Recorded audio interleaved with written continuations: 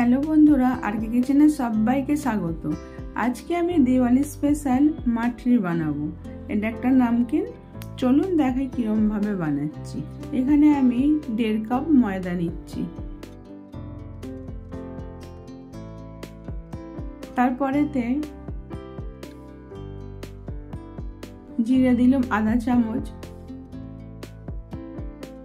কালো জিরে দিচ্ছি আধা চামচ, নুন স্বাদ মতো, 1 চামচ দেশি ঘি,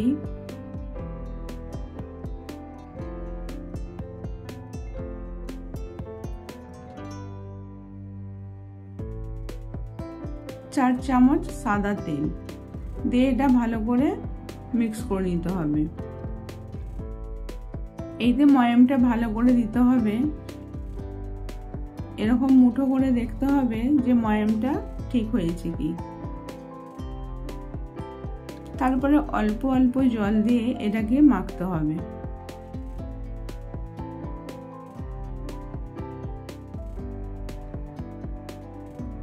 এটা একটু শক্ত করেই মাখতে হবে যেন পাতলা না হয়ে যায়।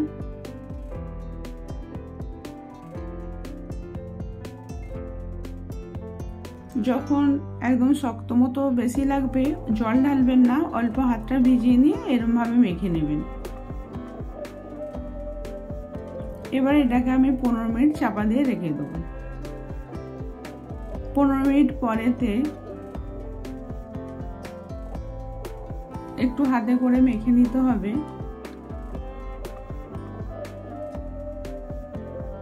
মাখার পরেতে এবার আমি 3 ভাগে এটা কেটে নিচ্ছি।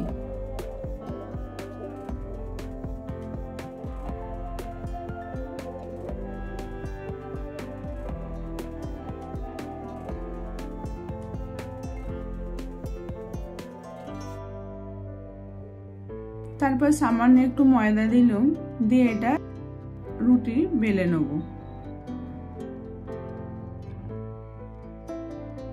একটু পাতলা করে এটা বেলে নিতে হবে।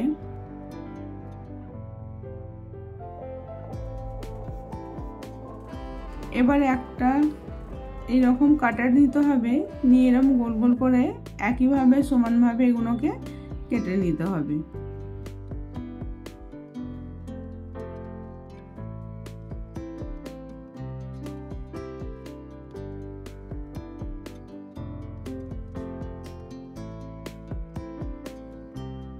এইভাবে এক্সট্রা আটা বার করে নিতে হবে।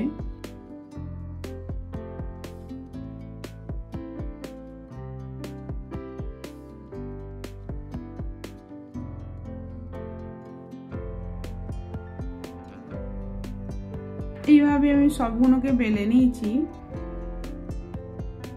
তারপর একটা করে এরকম লুচি নিয়ে একদম সামান্য একটুখানি জল দিতে হবে। জল বেশি দিলে হবে না, তাহলে একটার পর একটা বসালে ওটা ভালো করে বসবে না, সাইডে চলে যাবে, তাহলে এই ফুলের মতনটা হবে না। একটার উপর একটা এরকম জল দিয়ে দিয়ে বসাতে হবে। জল একদম সামান্য, খালি হাতটা ভেজানোর মতন।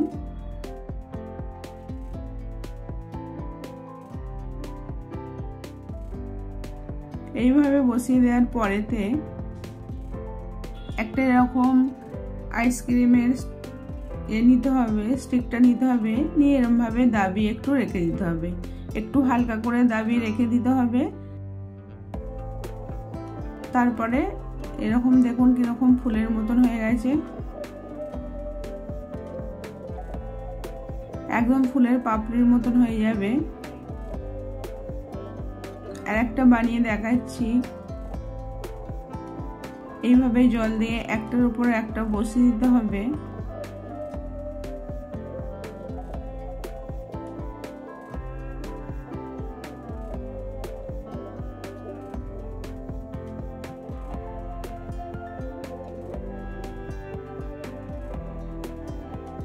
এইভাবে দাবিয়ে দিতে হবে, দিলেই ফুলের মতন হয়ে যাবে।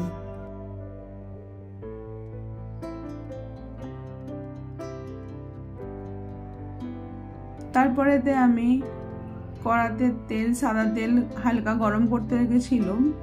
এবার হালকা গরমেতে তেলেতে দিয়ে এইভাবে ভেজে নিতে হবে। একটু সময় ধরে এটাকে ভাজতে হয়। দেখুন আমি দেখাচ্ছি কত খাস্তা হয়েছে। এটা কড়াতে বেশি দিয়ে ভাজতে যাবেন না, অনেক সময় খুলে যায়। আমি এই জন্য দুটো দুটো করেই ভেজেছি।